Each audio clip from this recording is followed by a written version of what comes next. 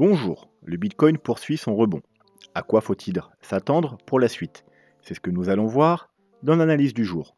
Mais avant de commencer, n'oubliez pas de vous abonner, de mettre un petit pouce bleu et de laisser un commentaire. Et c'est vraiment très important, surtout en ce moment où il y a vraiment très peu de monde sur les cryptos, vu que quand les prix en général ils sont très bas, les gens se désintéressent, hein. Enfin, ils font tout l'inverse de ce qu'il faudrait faire. Bref, donc en ce moment, c'est très important votre soutien. Donc abonnez-vous si ce n'est pas déjà fait, un petit pouce bleu et un commentaire pour le référencement. Voilà, donc aujourd'hui, encore une fois, on a pas mal de choses à voir. Malheureusement, j'ai eu une journée assez chargée. Donc là, je commence l'enregistrement assez tard, il est presque 8 heures. Étant donné que je veux publier la vidéo avant 9 heures, malheureusement, j'ai pas eu le temps de la préparer beaucoup plus que ça. Je sais exactement de quoi je vais vous parler, mais j'ai pas eu le temps de tout mettre en forme. Donc, on va essayer de se débrouiller comme ça. Ça risque de partir un petit peu dans tous les sens et je risque d'oublier un ou deux trucs. Du coup, ce que j'oublie, bien entendu, je vous en parlerai demain. Donc, sans plus attendre, on va se diriger vers la cryptomap.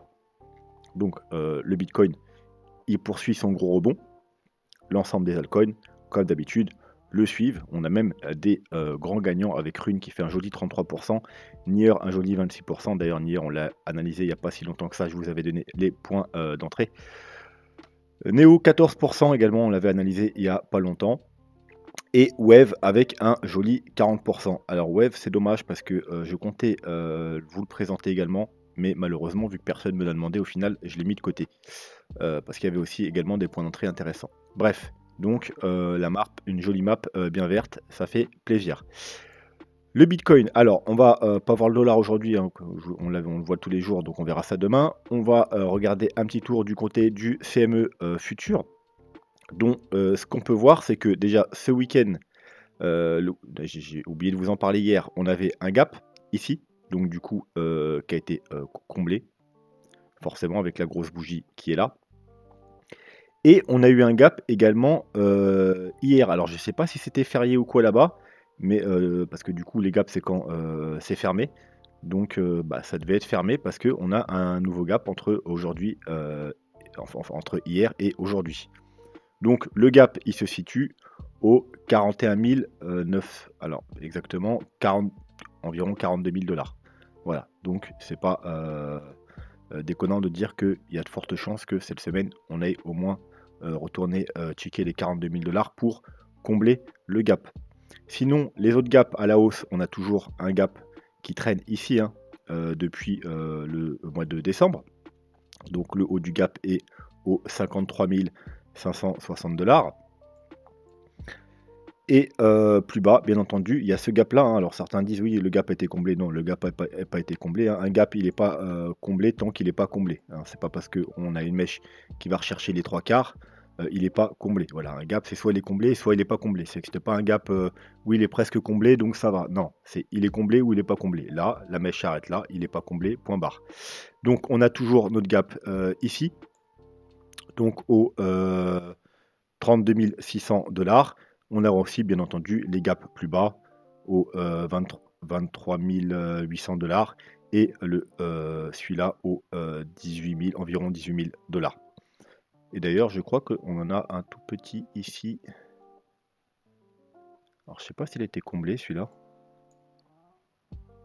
Non, vous voyez, il y en a un gap également pas comblé au 9 000 dollars. Alors, bien évidemment, tous les gaps ne sont pas amenés à être comblés, mais c'est bien de les avoir en tête quand même pour si jamais on s'approche de ces niveaux.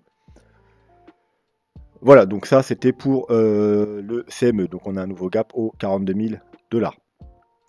Le Bitcoin. Donc, hop, on a cassé le bas de la petite zone de rechargement de short. Je vous rappelle, c'est la petite zone de rechargement de short hein, de ce mouvement-là. La grosse zone se trouve ici, hein, la plus importante. On a cassé également au passage la trendline baissière. Mais je vous rappelle que c'est une trendline weekly, hein, elle est cassée seulement en weekly pour la confirmation. Vous voyez, si on se met en weekly, hop, vous voyez par exemple ici, on ne l'a pas cassé, du coup on a rechuté. Là on est au-dessus, mais si à la fin de la semaine on clôture en dessous, ça pourrait être encore une fois un nouveau fake out. Donc la cassure de cette trendline qui dure depuis maintenant pratiquement un an, est obligatoirement obligé de se casser en weekly, parce que c'est une trendline très long terme. Vous voyez, comme ici, on est passé en dessous, mais on est rapidement repassé au-dessus, donc elle n'était pas cassée, elle a été cassée seulement sur cette bougie-là. Voilà, donc là c'est pareil. On cassera vraiment cette trendline quand on aura clôturé la semaine au-dessus, bien entendu, de cette trendline. Et forcément là, ce sera plutôt bullish et il faudra s'attendre à continuer la hausse pour aller rechercher nos deux principales targets court moyen terme, c'est-à-dire les 51 000 $, et la zone de rechargement de short. Les 51 000 $, ça correspond à quoi? Au Fibo 0,5 et à plein d'autres trucs. Il y a la Kijun, il y a des moyennes mobiles, il y a aussi également, vous pouvez voir, c'est quand même un gros niveau de support et de résistance important. Vous voyez ici, résistance, résistance, résistance, résistance, résistance, résistance. Ici, support, ici, un petit fake out, mais grosso modo, support. Voilà, donc premier objectif 51 000 $. Si on continue la hausse, deuxième objectif, zone de rechargement de short. Donc le bas, il est aux 55 000 $. Le haut se trouve aux 60 000, allez, 61 000 $. On va revenir quand même dans les plus petites unités de temps. Donc là, qu'est-ce qu'on a? Hop, on a pour l'instant un petit ralentissement, mais rien de bien méchant. Alors maintenant, d'un point de vue vague d'Elliott. Alors, vous savez que, hop, si on est bien haussier, on est bien dans le scénario bullish, donc on a bien trouvé un bottom ici. Vous savez qu'on a fait une vague 1 ici, une vague 2. C'est pour ça d'ailleurs qu'on a pris des trades ici. On est dans une vague 3 qui théoriquement, alors on va le faire tout de suite. Hop. Alors, avant de commencer, on va voir beaucoup de choses avec les vagues d'Elliott aujourd'hui. Donc, si vous êtes nouveau ou si ce n'est pas encore fait, allez voir cette vidéo. C'est obligatoire si vous voulez comprendre quelque chose. Allez voir, je ne sais pas pourquoi je mets lecture. Allez voir cette vidéo tuto vague d'Elliott. Vous avez juste les bases. Je sais pas pourquoi ça veut pas me mettre. Bref, de toute façon, il n'y a qu'un tuto. Ouais, c'est pour ça que ça me lance direct. Donc, il n'y a qu'un tuto ici, c'est les vagues d'Elliott. Ça dure 40 minutes. C'est-à-dire, en plus, je parle très lentement. Donc, si vous accélérez en 20 ou 30 minutes, c'est réglé. Et vous aurez toutes les bases pour comprendre mes analyses, mais également celles des autres gens. Et puis même, pourquoi pas, commencer à faire vos propres décomptes. Bref, donc, hop, on va se dessiner ça. Donc, potentiellement, une vague 1. Une vague 2, là on cherche une 3, donc théoriquement la 3, impossible qu'elle soit finie, hein. Elle doit aller plus haut que la 1, donc la 3, target ici, ici, ici par rapport à un point de vue graphique simple, et ensuite une 4 et une 5, voilà, bref, vous avez compris le truc. Donc, l'objectif de cette vague 3, pour avoir un objectif, vous prenez pas le retracement, pour avoir les corrections, vous prenez les prolongations. Vous les mettez au départ, donc en bas de la vague 1, en haut de la vague 1 et en bas de la vague 2. Et les objectifs principaux, c'est les 1, les 1,23 et les 1,61,8. Donc ce qu'on peut voir en plus, c'est que les 1,23, vous voyez, ils sont pratiquement sur notre première target, donc les 51 000 $, la target graphique. Vous voyez ici, premier objectif. Et l'objectif principal d'une vague 3, c'est 1,61,8. Et regardez où il se trouve les 1,61,8, parfaitement sur le bas de notre zone de rechargement de short. Alors bien sûr, une vague 3 peut également aller plus haut. Si on est très bullish, elle peut aller au 261,8. Elle pourrait même aller au 361,8 ou 423,6. Mais là, vraiment, c'est des vagues 3 extrêmement bullish. Donc la target principale, ça reste les 1,23, les 1,61,8, voire si on a une petite 3, 1,23,6. Voilà, c'est les deux targets principales, grosso modo, d'une 3. Et ça correspond à nos targets graphiques, les 51 000 $, les 55 000 $. Donc ça va être les deux targets principales de notre vague 3. Ensuite, donc là on est dans une vague 3, bien entendu vous savez qu'on a également des sous-vagues. Donc d'ailleurs hier je vous ai dit, alors je ne sais pas vraiment une bêtise, mais un petit peu, je vous ai dit, hop, on va faire une, 2, là on cherche une 3, et 4, 5. Eh bien, pas forcément, parce que rappelez-vous, on est potentiellement dans une leading diagonale. Alors, je rappelle rapidement c'est quoi une leading diagonale. C'est comme une impulsive, donc en 5 vagues, mais au lieu que chaque sous-vague soit décomptée en 5, chaque sous-vague est décomptée en 3. Parce que pour moi, ici, donc la première vague, on n'a pas 5, mais on a 3. Donc, D'ailleurs, c'était 1, 2, on s'en fiche. 1, 2, 3. Donc, on va se mettre en daily pour y voir plus clair. Hop. Donc, 1, 2, 3 vagues haussières. Et ensuite, on a fait 1, 2, 3 vagues de correction. Donc, A, B, C. Et là, du coup, on reprend. Et là, on a potentiellement fait une vague 1, 2. Et donc, on peut avoir que une 3. Après, je sais qu'il y en a certains qui décomptent 5 vagues. Donc 1, 2, 3, 4 et une 5 tronquée. Donc une 5 tronquée, c'est tout simplement une 5 qui n'atteint pas du tout ses objectifs, qui est soit très faible, soit même qui finit au niveau de la 3, voire même en dessous de la 3, comme c'est le cas là. Alors, à savoir que les 5 tronqués qui finissent en dessous de la 3, c'est déjà extrêmement rare. Et en général, ce genre de 5 tronqués, on les trouve plutôt en fin de mouvement. Vous voyez, quand le mouvement s'essouffle. Par exemple, ici, on va le voir ça tout à l'heure dans les plus gros time frames, on pourrait à la rigueur voir une 5 tronquée en fin de mouvement. Vous voyez, 1, 2, 3, 4, 5. Une 5, vous voyez, elle est tronquée, mais déjà, enfin, si c'est le cas qu'elle est tronquée, elle finit quand même au-dessus de la vague 3. Bon, certes, elle n'atteint pas cet objectif parce qu'elle est très faible, mais au moins, elle va au-dessus de la 3. Et on est en fin de mouvement. Une 5 tronquée qui n'atteint même pas le sommet de la 3, et en plus, en début de mouvement, c'est vraiment extrêmement, extrêmement, extrêmement rare. Donc, c'est pas forcément le scénario que je privilégie. Je sais que je suis en ce moment un élotiste qui fait que des vidéos sur les vagues d'Elliott, et lui, il a ce décompte-là. Malheureusement, c'est très faible probabilité que ce décompte soit le bon. Pas impossible, c'est juste les probabilités sont faibles. Donc, c'est pas la chose que je vais privilégier. Pour moi, on est plus dans une 1, 2, 3, tout simplement. Et ça, c'est juste le début de la correction, A, B et C, tout simplement. Voilà. Alors, autre chose, il faudrait que j'aille vérifier. Comme vous pouvez voir dans la vidéo, je vous ai dit que dans des rares cas, les leading diagonales peuvent commencer en 5 mouvements au lieu de 3. Mais je sais plus, alors j'arrive plus à me souvenir, il faudrait que j'aille vérifier si l'inverse est possible. Il me semble, alors là je suis pas du tout sûr, c'est pour ça que je vous dis, il faut que j'ai checké ça dans mes bouquins, que dans de rares cas, justement, une impulsive classique donc, peut se commencer en 3. Là, j'en suis pas du tout sûr. D'ailleurs, ceux qui savent, mettez-le moi en commentaire, ça m'évitera d'aller chercher dans tous mes bouquins. Mais j'ai un vague souvenir qu'une impulsive peut, de temps en temps, la première vague d'une impulsive peut se faire en 3. Donc ensuite, on aurait 3 corrections. Et ensuite, on reprend l'impulsive classique, ça veut dire 5, 3, 5. Voilà, j'irai vérifier. Sinon, si vous savez, dites-moi en commentaire. Bref, donc, soit on est dans une leading diagonale, et donc du coup, là, on n'aura que 3 mouvements haussiers. Alors la vague 3 peut aller beaucoup plus haut, hein, ça n'empêche pas qu'elle va atteindre notre target. Seulement, une fois arrivé là, on n'aura pas une 4 et une 5. On aura fini...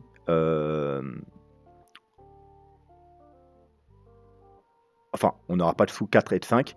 On aura fini la vague 3, tout simplement. Et ensuite, une 4, une 5. Ou soit... Alors, là, on a bien une 1, 2, 3, 4, 5 avec la tronquée, chose que je ne privilégiais pas. Ou alors, on peut avoir, comme je dis, il faut que je vérifie, 3 vagues dans une début d'impulsive. Et du coup, eh bien, on aura notre 1, 2, alors 3, là, soit elle est déjà terminée, soit elle va aller plus haut. Hein. Apparemment comme ça. Et 5, voilà. Bref. Donc, les targets de la vague 3, on peut déjà les calculer, de la sous-vague 3. Peu importe si on a 5 vagues ou 3 vagues, on peut déjà calculer les objectifs de la sous-vague 3. Tout à l'heure, je vous ai donné les objectifs de la grande vague 3, donc cette vague-là. Je peux vous donner les objectifs également de la sous-vague. On va faire tout simplement la même chose. On va se remettre en 4 heures pour que ce soit plus simple. Vu que là, on a une vague 1, on peut calculer les objectifs de la vague 3. Voir justement si on a déjà atteint et on va avoir une correction. Ça va vous servir pour ceux qui ne sont pas encore dans le train et qui veulent racheter la correction. Donc, hop, une en haut de la 1, en bas de la 2. Et les objectifs, c'est les mêmes que tout à l'heure. 1, 1,23,6 et 1,61,8.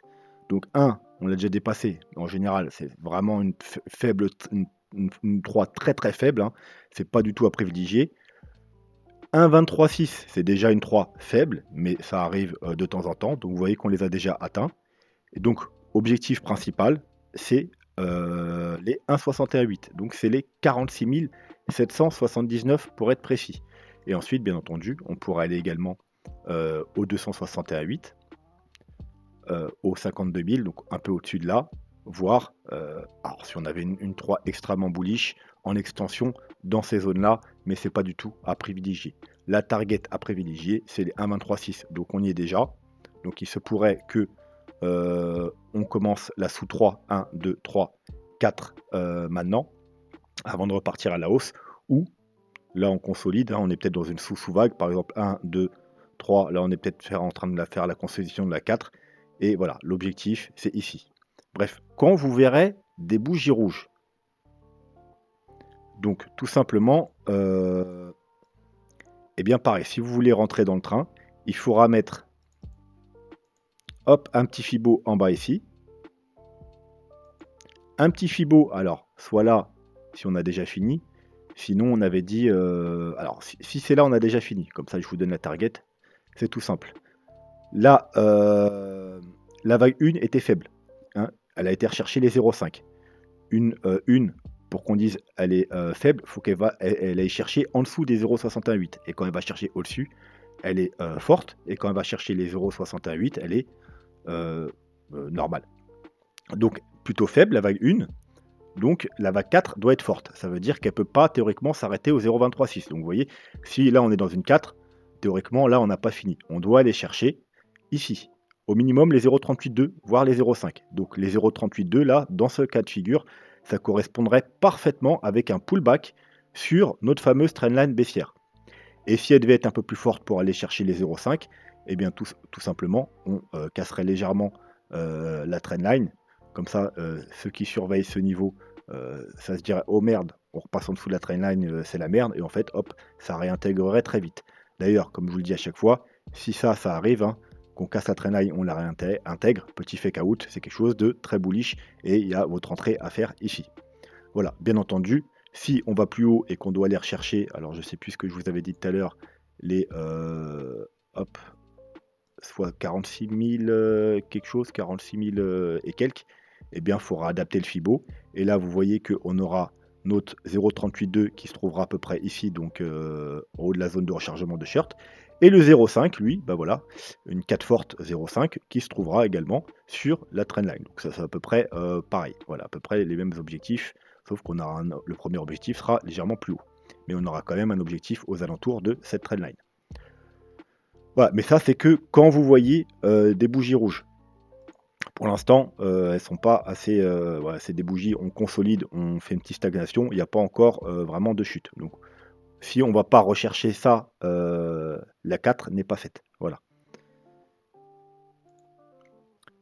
Voilà, donc ça c'est pour les petits time frames. On va maintenant aller jeter, vu qu'on l'a pas fait hier, un petit coup d'œil aux indicateurs daily. Donc on va s'enlever le graphique, hop, pour y voir plus clair. On va se regarder les moyennes mobiles. Donc on peut voir, bah voilà, hein, vous voyez, on n'a pas été stoppé n'importe où, on a été stoppé sur la moyenne mobile 100. Donc bien entendu, là ce que ça nous dit, c'est qu'on a du gros support ici, aux 40 300 $. On a une petite résistance ici de la moyenne mobile 100 et une plus grosse ici vers les 49 000 $ sur la moyenne mobile 200. Donc voilà, si on casse celle-là, prochain objectif environ les 49 300 $. Et ensuite, eh bien, il n'y a plus rien, il n'y a plus de résistance au-dessus en daily, bien entendu. Le ruban des moyennes mobiles. Alors aujourd'hui, on va se concentrer du daily. Hein. On ira peut-être voir 2-3 trucs en weekly et 3 jours. Mais globalement, si vous voulez une analyse sur plus le moyen long terme, il faut aller voir la vidéo d'hier. Hein. Comme chaque début de semaine, on fait les analyses sur le weekly et le 3 jours en particulier. Donc le ruban, encore une fois, on est repassé au-dessus. Donc c'est un premier signal haussier. Encore une fois, je vais vous le rappeler, c'est pas la confirmation. Là, ici, vous voyez qu'on est passé au-dessus. Ici, on est passé au-dessus. Ça ne nous a pas empêché à chaque fois de repasser en dessous. Pourquoi? Parce qu'on n'a pas eu la confirmation. La confirmation, c'est quand on a la vrille, le croisement des moyennes mobiles pour se réaligner en mode bullish. Vous voyez, ici, elles sont passées en mode bearish. c'est-à-dire les plus clairs en dessous, les plus foncés au-dessus, donc la plus faible à la plus importante. Et nous, ce qu'il nous faut, c'est l'inverse, c'est ceci, qui recroise bullish pour repasser en mode bullish. Donc pour l'instant, vous voyez qu'on ne l'a pas. Donc on l'aura d'ici quelques jours si on continue la hausse. Pour l'instant, c'est un premier signal haussier, mais il n'y a pas encore la confirmation. Voilà, quand on aura ceci, là on aura la confirmation.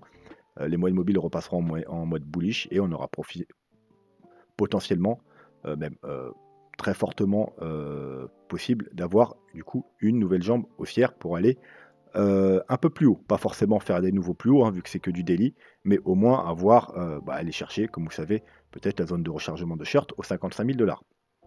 On peut aussi regarder en 3 jours. Voilà, donc là on est pile dans la résistance du nuage. Premier signal haussier se fera si on casse les 45 000 $. En plus, c'est le dernier. Alors, on l'a pas vu tout à l'heure. J'aurais peut-être dû vous montrer. On va se relever les moyennes mobiles. Hop. Vous voyez, c'est le dernier plus haut, les 45 000 $. C'est même le plus haut en clôture. Donc, voilà, ce sera déjà un joli signal haussier. Je vous rappelle, pour valider ce W, en weekly, c'est les 42 000 $ à prendre en compte. Donc, il faut casser les 42 000 $ en weekly. En daily, par contre, il faut casser tout simplement ce niveau-là, le dernier plus haut, avoir une clôture au-dessus des 45 000 $ pour avoir le gros signal du W. Donc les plus agressifs tentent le daily, les plus prudents attendent la clôture weekly. Ensuite, Ichimoku. Donc, on va refaire un bref rappel de ce qu'on a sur Ichimoku. On a eu premier signal haussier ici, en daily. Vous voyez, après ce petit W, on a eu le premier signal haussier aux alentours des 38 800 $. On a eu confirmation de la lagging span qui est repassée au-dessus du cours du prix. Donc on est parti rechercher le nuage, il a bloqué un petit peu, il a bloqué encore, on est reparti à la baisse. Là, on est repassé bearish. Vous voyez, on a cassé la Kijun et cassé le nuage. Mais, comme je vous avais dit, attention, c'est peut-être un fake out parce qu'on n'a pas eu confirmation de la lagging span. Vous voyez, à aucun moment, la lagging span est repassée en dessous du cours du prix. Elle a bien fait support sur le prix. Et en plus, regardez ce qu'elle nous a fait. Un petit W dans un plus grand W. Vous voyez, donc extrêmement bullish. Donc, ça nous indiquait que ça, c'était potentiellement un fake out. Vous voyez, on a réintégré le nuage. Une fois qu'on a réintégré le nuage, vous savez comment ça se passe. L'objectif, c'est le haut du nuage, dans un premier temps.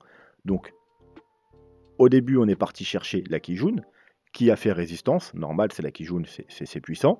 On est reparti chercher le bas du nuage. Encore une fois, un petit fake out, vous voyez. Et comme je vous dis à chaque fois, les fake out, c'est extrêmement bullish. Donc, on casse légèrement, on réintègre. Ici, possibilité d'entrer en trade. Hein. C'était pareil. Ici, on casse, on réintègre, possibilité d'entrer en trade ici, quasiment au même niveau. Vous voyez, avec un stop en dessous le dernier plus bas. Et si vous êtes entré là, vous êtes toujours dans le trade. Et si vous êtes entré là, bien entendu, vous êtes toujours dans le trade. Donc ce coup-ci, la Kijun, on l'a traversé comme dans du beurre. On est allé rejoindre le haut du nuage. Et on est même maintenant au-dessus du haut du nuage. Donc là, pour l'instant, en daily, Ichimoku, il est totalement bullish. On est au-dessus de la Kijun, au-dessus du nuage. La lagging span est au-dessus du cours du prix. La seule chose qui va nous donner maintenant, c'est les niveaux de support. Donc, on a un premier support, le haut du nuage, vers les 42 400. Et ensuite, on a un gros support de la Kijun vers les 40 000 et du nuage aux alentours des 39-40 000 $. D'ailleurs, vous voyez, la Kijun, elle va continuer à avancer un petit peu. Donc, je ne pense pas qu'on va redescendre d'une trade comme ça. Mais dans 1 ou 2 jours, la Kijun, elle sera à peu près à proximité du nuage. Ça fera un double support, bas du nuage plus Kijun. Donc, si on réintègre le nuage, donc on repasse en dessous des 42 000 $, on ira probablement rechercher un pullback sur la Kijun et le bas du nuage aux alentours des 40 000, 40 200 $. Voilà, en 3 jours, on est en train de casser la Kijun, donc gros signal haussier. Bien entendu, ce qu'il nous faut, nous, c'est une clôture. La bougie, clôture, hop, demain. Donc c'est seulement demain qu'on aura la confirmation qu'on ait cassé la Kijun. Et je vous rappelle, la Kijun, on l'a pas recassée depuis qu'on est passé bearish sur cette bougie le 3 décembre. On était en dessous. Ici, par 1, 2, 3 fois, On est venu la tester, mais on n'a jamais réussi à la casser. Donc là, gros signal haussier si demain on clôture au-dessus de la Kijun. Premier objectif, ce sera bien entendu le haut du nuage, les 49 000. Alors tout dépend combien de temps on prend entre les 49 000 et les 51 000 $. Et une fois qu'on aura passé le nuage, on sera totalement également bullish. Et bien entendu, avoir une confirmation de la lagging span, c'est encore mieux pour l'instant. Elle se trouve encore en dessous du prix. Vous voyez là, elle est en train de faire résistance sous le petit nuage, mais c'est extrêmement fin. Donc ça va passer facilement le nuage. Mais par contre, voilà, il y aura quand même le prix à passer également. Et en weekly, on l'a déjà vu hier, mais on peut faire un petit rappel. Hein. Donc d'ailleurs, je vous avais dit hier, hein, fake out, extrêmement bon niveau du coup pour prendre un achat quand on réintègre le nuage. Et premier objectif, bien entendu, comme à chaque fois, c'est l'opposé. Pourquoi? Parce que ça joue un peu, je vous le dis à chaque fois, ça joue un peu comme un aimant. En général, quand on pénètre le nuage, on est attiré par le côté opposé comme un aimant. Vous voyez, hop, on pénètre, on va chercher le côté opposé. On le réintègre, hop, on va chercher le haut du nuage. On rechute, hop, on va chercher le bas du nuage. Un gros fake out, on réintègre. Objectif, haut du nuage. Aïe, c'est fait. On a atteint le haut du nuage avec même une petite mèche au-dessus. Mais vous voyez que là, pour l'instant, on est en dessous. Donc c'est bien par rapport à Ishimoku, le nuage qui fait résistance. Si on clôture au-dessus du nuage, bah, tout simplement, objectif, la Kijun aux 50 900 $. Donc en grosso modo 51 000 $. Voilà pourquoi 51 000 $, niveau extrêmement important.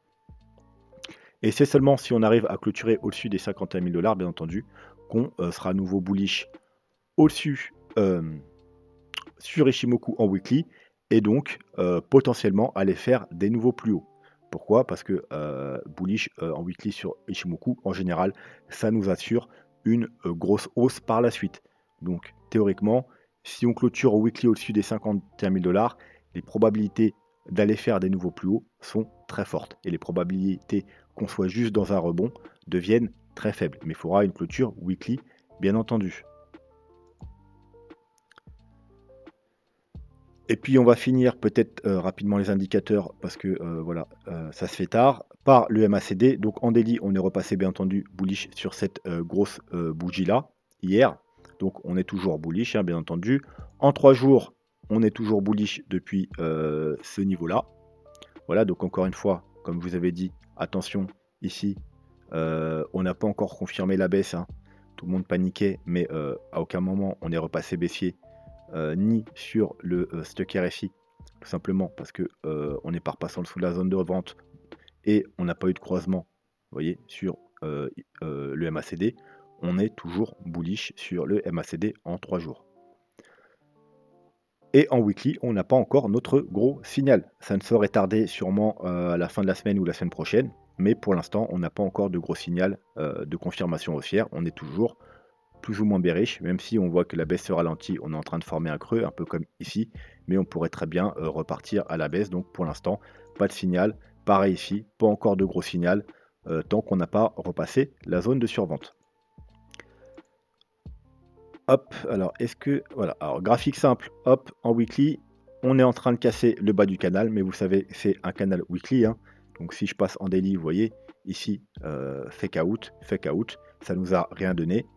Pareil à la baisse, ici fake out, ça nous a rien donné. Donc ici, ça pourrait être la même chose. C'est pour ça que on le regarde en weekly. Ouais, ici, on voyait bien que c'est un fake out. On a une mèche de rejet, une mèche de rejet. Pareil là, double mèche de rejet, hop, on monte. Double mèche de rejet, hop, on descend. Donc tant que la semaine n'est pas clôturée, eh bien, rien n'est fait. Si on clôture au-dessus, par contre, ce niveau, eh bien, premier objectif, la médiane. Et si on casse la médiane, deuxième, donc les 51 000 $ encore une fois. Et si on casse la médiane, objectif, le haut du canal, 62 000 $. Et si on devait vraiment casser le haut du canal et pas un simple fake out comme ici, eh bien, tout simplement, l'objectif, ce serait,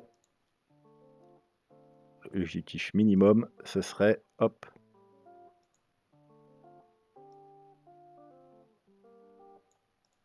ouais, c'est à peu près bon, les 90 000 $. Voilà, hop, on va se mettre une petite ligne. Alors, je le referai en daily hein, pour avoir plus précis. Là, je l'ai fait un peu à l'arrache, mais c'est environ les 90 000 $. L'objectif juste du canal. Hein. Ça ne veut pas dire qu'on ne peut pas aller au plus haut, mais ça veut dire au minimum, on devrait aller rejoindre les 90 000 $. Ensuite, vague d'Elliott. Donc tout à l'heure, on a vu les vagues d'Elliott sur les tout petits time time frame, hein, les sous-décomptes. Maintenant, on va refaire un point de vue rapide sur le gros décompte. Donc, vous savez que le plan, mon plan prioritaire, mon plan principal, c'est celui-là. C'est-à-dire, on va s'enlever les RSI, on le remettra plus tard. Hop, une vague 1, donc au bottom du précédent bear market, une vague 2, une vague 3, on est dans une vague 4, et ensuite il nous manque une dernière vague pour finir cette grosse tendance haussière. Alors, cette vague 4 qui se fait en flat parce qu'on est parti chercher au-delà du point de départ, donc A, B, C. On avait un premier objectif de flat dans cette zone-là, on l'a cassé. Donc ensuite, les objectifs, c'était celui-là et celui-là. Celui-là, on est parfaitement sur cette mèche venu le rechercher. Donc on a potentiellement, je dis bien potentiellement, fini cette flat. Je vous rappelle, une flat doit se faire en 3 mouvements baissiers. On a bien les 3 mouvements baissiers. 3 mouvements haussiers. 1, 2, 3, on a bien les 3 mouvements haussiers. Et 5 mouvements. Voilà, ça se fait en 3, 3, 5 une flat. Alors, on peut décompter, un petit time frame, on va se remettre le RSI. On peut décompter 5 mouvements baissiers, il faut peut-être même se mettre en daily. 5 mouvements baissiers. Alors, vous voyez, le sommet, il est là, donc il est là. Donc 1, 2, 3, 4 et 5.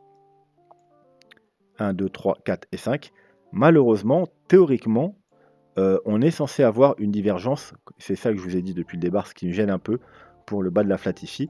On est censé avoir une divergence sur la vague 5. Ça veut dire faire un plus bas, mais faire un plus haut, chose qu'on n'a pas ici. Alors on l'a sur d'autres actifs, hein, sur d'autres cryptos que je vous ai montré, mais sur le Bitcoin en tout cas, on n'a pas cette divergence. Alors il me semble qu'on l'a sur le stock RSI, mais on l'a pas sur le RSI malheureusement. J'aurais bien voulu qu'on ait cette divergence pour vraiment avoir beaucoup plus de conviction comme quoi ailleurs on a trouvé le bottom et qu'on a fait nos 5 vagues de notre flat. Donc bref, c'est pas une obligation, mais c'est quand même beaucoup plus rassurant. Donc soit on a déjà trouvé le bottom et comme on a vu, on est reparti pour bien tout simplement cette grosse vague haussière. Donc là, comme on l'a vu, on a des sous-vagues 1, 2, 3, 4, 5 par exemple. Alors, soit ces vagues-là, ce sera les 5 vagues et hop, c'est fini. Donc, si c'est le cas, bien entendu, on va pas aller beaucoup plus haut. On va aller soit aux alentours, soit on va faire encore une fois un très léger plus haut. Et voilà, une sorte de triple top. Ou soit ces 5 vagues-là qu'on est en train de décompter actuellement, c'est tout simplement la première vague. Hop, et là je vais mettre une autre couleur du coup. Hop, 1, 2, 3, 4, 5 par exemple. Hop, vert c'est pas très bullish, orange c'est pas très bullish. Hop, on va le mettre plutôt en bleu. Voilà. Donc les vagues qu'on est en train de décompter en ce moment, si on est bien dans ce scénario-là, un bullish, c'est soit les 5 vagues, et vu la proportion qu'elles ont, on a fait la target de la 3 tout à l'heure qui devrait s'arrêter là. Donc ça va pas aller beaucoup plus haut que le sommet, ça va s'arrêter un peu avant, soit pile dessus, soit légèrement plus haut. Vous voyez, donc à peu près je le mets dans cette zone là. Donc c'est pas très bullish pour la fin du bull run. Soit, comme je vous ai dit, c'est juste la première sous-vague, on aura une vague 2, une vague 3, une vague 4 et une vague 5, et là effectivement on pourrait aller rechercher beaucoup plus haut, on peut aller rechercher les 100, 150 000, 200 000 $, voire même plus. Ça, on le saura bien entendu que quand on aura fini nos 5 vagues haussières. Si déjà on a 5 vagues haussières, parce que attention, comme je vous ai dit, là c'est le scénario bullish. Donc si on a bien 5 vagues haussières, une fois qu'on aura fini nos 5 vagues haussières, il faut être très attentif. Soit ce sera fini, et donc là, il faudra surveiller les signaux des indicateurs, surtout en weekly.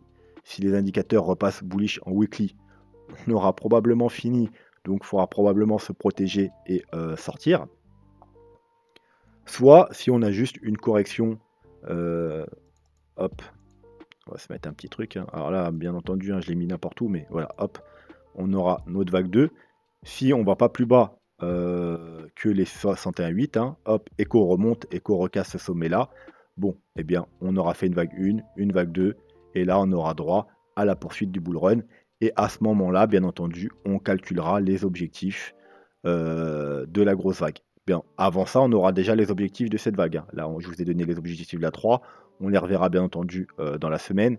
Et ensuite, on calculera bien entendu l'objectif de la vague 5. Voilà, donc à la fin de la vague 5, il faudra quand même être prudent, faire attention aux signaux, aux indicateurs, pour voir si on n'a pas déjà fini ce mouvement et que malheureusement, on finira peut-être encore une fois aux alentours des 70 000, 65 000, 70 000, voire 75 000 $. Voilà. Si on a juste une correction de vague 1 et qu'on recasse le top, et bien là, ce sera juste la sous-vague et on recalculera les objectifs de la grande vague 3, de la grande vague 4, etc. pour avoir les objectifs finaux de cette hausse. Voilà, donc ça, c'est le scénario bullish, très bullish, qui nous dit qu'on a déjà trouvé le bottom. Ensuite, bien entendu, le bottom, malheureusement, n'est peut-être pas fait. Comme vous le savez, j'aurais bien aimé voir déjà une divergence. Donc, on aura beaucoup plus de conviction, bien entendu, quand on aura cassé les 51 000 $, voire les 55 000 $, le bas de la zone de rechargement de short. Mais tant que ce n'est pas fait, on est juste potentiellement dans un rebond. C'est-à-dire que si on est bien dans une flat, comme je vous ai dit, j'aurais aimé voir la divergence. Donc, on est peut-être, alors là, ceux qui suivent, je sais qu'il y en a parmi vous qui le suivent, ceux qui suivent Seed Trading, qui fait du week-off, de l'accumulation week-off. Il étudie les structures quoi, du prix. Eh bien, il a mis à jour son scénario ce matin même, et j'ai été voir sa vidéo, et il a exactement mon scénario bearish que je vous ai donné il y a quelques jours, sur si on n'avait pas trouvé le bottom ici et qu'on est bien dans une flat. Comme je vous ai dit, ici, c'est impossible qu'on soit dans une 1, 2, 3, 4, tout simplement. Et là, on a une 5, parce que la 4 monte beaucoup trop haut. Donc, si la flat n'est pas finie, malheureusement, hop, c'est qu'une vague 1. Là, on est en train de faire une vague 2. On aura une vague 3 qui ira plus bas que cette vague-là, une vague 4 et une vague 5 qui, enfin, divergera. Donc, grosso modo, sur le graphique, ça nous donne quoi? Ça nous donne une vague 1, on a fini notre vague 1. Là, on est en train de faire une vague 2, hein, donc une vague 2, objectif 0,5, 0,618. Donc, c'est tout à fait nos objectifs qu'on a pour cette montée si on est juste dans un rebond. On aura une vague 3 qui ira chercher plus bas qu'ici. Donc, potentiellement, pourquoi pas ici ou un peu plus bas. Bref, on aura une vague 3. Ensuite, une vague 4. Donc, un rebond. Pourquoi pas pour aller retester justement la résistance aux alentours des 30 000 $. Et encore une vague plus bas. Donc là, j'ai mis la vague 3 assez forte. Hein. La vague 3 peut être, voilà, par exemple, plus ici. Voilà. Hop. Et pour aller chercher plus bas. Voilà. Et c'est exactement le scénario que Sid a proposé ce matin. Donc pas avec des vagues d'Elliott. Si d'ailleurs, il a parlé de 5 vagues. Mais lui, il ne fait pas vraiment d'héliotisme. Mais en gros, c'est le scénario qu'il a proposé. Et ça correspondra au scénario que je vous ai parlé la semaine dernière, que vu qu'on n'a pas de divergence ici, c'est potentiellement seulement une grande vague 1 et 2, 3, 4, 5. Donc ça, c'est le scénario bearish si on n'a pas fait le bottom ici. Et il y a aussi le scénario alternatif, si bien entendu on n'était pas dans une flat. Donc les objectifs ne changent pas. Hein. Les objectifs de la flat, de toute façon, c'est toujours cela. Hein. Donc vous voyez, la vague 5, en gros, elle terminerait ici. Voilà, ça ne change pas les objectifs, ça change juste le décompte. Les objectifs de la flat, c'est toujours cela. Eux ne changent pas. Donc, hop, voilà. Scénario alternatif, si jamais on n'était pas dans une flat, je vous en avais déjà parlé plusieurs fois, mais encore une fois, ce n'est pas le scénario que je privilégie. On a fait 1, 2, 3, 4, 5, avec une vague 5 en tronqué. Pourquoi tronqué? Parce que tout simplement, elle a juste légèrement dépassé le sommet de la 3, elle n'a pas atteint ses objectifs. Elle a soit fait 3 mouvements au lieu de 5, ou alors 5, mais alors, comme je vous ai dit, avec une 5 tronquée. Vous voyez, 1, 2, 3, 4, 5, c'est ce que je vous parlais au début de vidéo, une 5 tronquée. Et là, oui, à la rigueur, je peux accepter une 5 tronquée en fin de mouvement, parce que ça me paraît plus logique. Et en plus, vous voyez, si c'est bien la sous 5 qui est tronquée, on a quand même fait un plus haut. Donc c'est une 5 tronquée, mais qui reste quand même une vague 5. Voilà, on n'a pas été, on s'est pas arrêté ici, quoi. Donc oui, c'est une possibilité qu'on ait déjà fait ça et que cette tendance haussière soit finie. Et donc là, on commence une correction. Alors, à savoir que si c'est le cas, que le top, il n'est pas ici, parce que là, nous, on présume que le top, il est ici, vu qu'on a une correction flat qui a commencé ici, 1, 2, 3. Si le top, il est ici, eh bien, vous voyez que le, entre guillemets, bull run, la tendance haussière, a duré 3 ans, de décembre 2018 jusqu'en novembre 2021. À un mois près, ça fait 3 ans. D'ailleurs, exactement pareil que, alors on n'a pas vraiment les données, mais le dernier bear market s'était terminé en 2015 et on a eu 3 ans de hausse jusqu'en 2018, fin décembre 2017. Donc 3 ans de hausse. On a mis combien de temps? 1 an pour corriger. Voilà, c'est ce qu'on veut voir. Si on a une hausse pendant 3 ans, il nous faut à peu près une année, voire même, on peut prendre 1 an et demi, voire 2 ans de correction, ou un peu moins qu'un an, entre 6 mois et 1 an. Mais on ne peut pas avoir, hop, 3 mois, parce que là c'est à peu près ça, 2 mois et demi, 3 mois, de correction. On ne corrige pas 3 ans de hausse avec 3 mois de correction. Donc, si on est dans ce scénario-là, impossible que la correction soit déjà finie. Donc là, ce qu'on a fait, c'est tout simplement une vague A. Là, on va avoir une vague B qui va aller rechercher soit les 0,5, donc les 51 000, soit la zone de rechargement de short aux 55 000, ou même un peu plus haut de la zone de rechargement de short aux 61 000. Et ensuite, malheureusement, on aura une vague C. Voilà, pour avoir une correction assez longue qui dure plus de 6 mois. Voilà, on ne peut pas avoir une correction moins de 6 mois pour corriger 3 ans. Donc là, les objectifs sont un peu différents de la flat, forcément. C'est tout simplement, eh bien, là on est dans une vague 1, là on a une vague 2. Donc correction de vague 2, on va en bas de la 1 et on va en haut au sommet, hein, on corrige tout ce mouvement. Et objectif principal, vous savez que théoriquement pour une 1, c'est 0,5, 0,618. Mais vu qu'on a déjà atteint les 0,5, alors toujours possible hein, d'avoir une ABC comme ça en double bottom. On pourrait faire un double bottom sur ce niveau. C'est juste pas quelque chose à privilégier. Théoriquement, la vague C doit aller plus bas. Donc je privilégie, moi, la target principale, c'est les 61,8, bien entendu. Et vu qu'on aime bien avoir quand même un rectangle avec 2 targets, et que les 78,6 sont quand même une target assez régulière, surtout dans les quand on a un gros up comme ça, eh bien la target c'est tout simplement le rectangle vert, donc les 0,618 et les 0,786. Donc première target au 27 800 $, deuxième target au 17 300 $. Alors, hop, en plus la target, vous savez que j'aime bien cette target au 0,618, vous savez pourquoi? Parce que on irait enfin prendre la liquidité qui traîne ici, sur le dernier bottom. Donc liquidité, vous voyez, ici il y a des gens qui sont rentrés à l'achat, ici sur le pullback il y a des gens qui sont rentrés à l'achat, les gens sont encore entrés là, là et là. Ça aurait été bien de les sortir pour repartir à la hausse, parce qu'il y a un paquet de stops qui doivent traîner en dessous. Donc en allant chercher les 0,68, vous voyez qu'on va chercher la liquidité. Alors on pourrait même avoir une petite mèche en dessous, hein, pour vraiment, de toute façon, si vraiment on devait avoir ce mouvement-là, une fois qu'on casserait là, qu'on casserait les 30 000, on aurait sûrement une panique et une grosse mèche vendeuse. Donc on irait probablement faire une petite mèche en dessous de ce niveau, mais globalement, on réintégrerait très vite si vraiment ce niveau devait être le bottom. Donc voilà. Et ensuite, bien entendu, on pourrait aller aussi plus bas, chercher autour des 17 000 $, voire s'arrêter entre les deux, hein, c'est pour ça qu'on a un gros rectangle, et notamment, vous savez qu'il y a une target très intéressante, on ne va pas y revenir aujourd'hui, il faut aller voir les autres vidéos, on en reparlera plus tard, aux alentours des 21 000 $, et non pas 20 000 $, parce que, comme je vous ai dit, la cible des 20 000 $, c'est une cible beaucoup trop facile, il y a beaucoup trop de monde qui attendent les 20 000 $, le prix ne veut pas aller aux 20 000 $, tout le monde achète et hop, on monte à 200 000 $ et tout le monde a gagné. Ça se passe pas comme ça.